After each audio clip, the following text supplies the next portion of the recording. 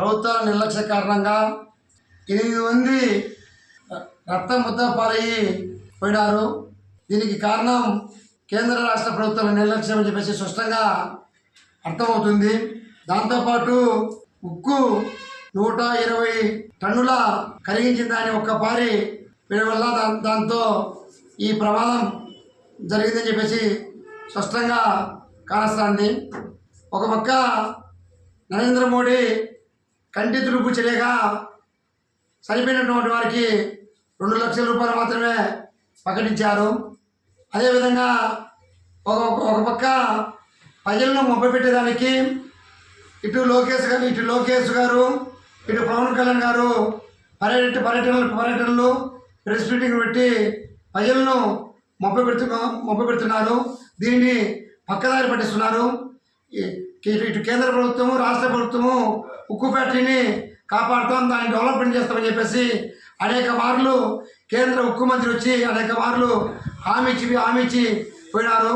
చనిపోయినటువంటి 8 మంది కుటుంబాలను ఆదుకోవాలా, 6 మందికి గాయాలని వాళ్ళ కుటుంబాలు కానీ ఆదుకోవాలని చెప్పేసి భారత కమ్యూనిస్ట్ పార్టీ సిపిఐ ఎంఎల్ రిప్లేషన్గా డిమాండ్ చేస్తున్నాము. ఈరోజు చనిపోయినటువంటి 8 కుటుంబాలకు ఒక్కొక్కరికి ₹1 కోటి చొప్పున నష్టపరిహారం ఇవ్వాలా, వాళ్ళ కుటుంబంలో ఒకరికి ఉద్యోగము ఇవ్వాలా, దాంతోపాటు గాయపడిన వారికి 10 లక్షల రూపాయలు ఇవ్వాలని చెప్పేసి డిమాండ్ చేస్తున్నాము. ఇది కేవలం కేంద్ర రాష్ట్ర ప్రభుత్వం నిర్లక్ష్యం అని చెప్పేసి స్పష్టంగా అర్థమవుతుంది. కాబట్టి తక్షణమే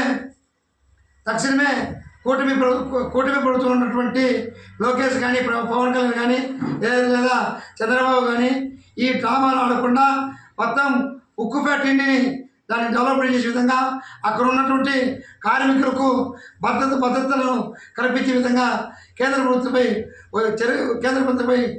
ఒత్తిడి తీసుకురావాలా.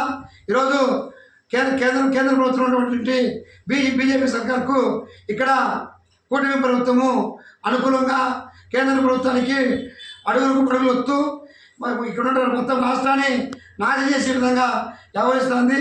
ఇదే కొనసాగితే 2029 ఎన్నికల్లో అటు కేంద్ర ప్రభుత్వానికి ఇటు రాష్ట్ర ప్రభుత్వానికి మొత్తం ప్రజలు గోరి కడతారని చెప్పేసి స్పష్టంగా తెలియజేస్తున్నారు.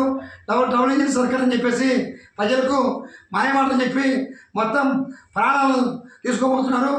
గత ప్రభుత్వంలో ఏ రకంగా అయితే ₹1 కోటి ఒక్కొక్కరికి చనిపోయిన వారికి కట్టించారో తక్షణమే ఈ ప్రభుత్వం కానీ ఇటు రాష్ట్ర ప్రభుత్వం కేంద్ర ప్రభుత్వం ఒక కుటుంబానికి ₹1 కోటి, అదేవిధంగా నాణ్యమైన గాయపడిన వారికి నాణ్యమైన వైద్యం అందించాలని చెప్పేసి డిమాండ్ చేస్తున్నాము.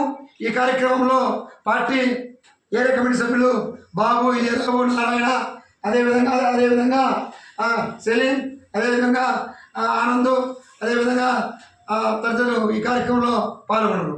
లైక్ చేయండి, షేర్ చేయండి, సబ్స్క్రైబ్ చేయండి. మరిన్ని వీడియోల కోసం బెల్ సింబల్ పై క్లిక్ చేయండి.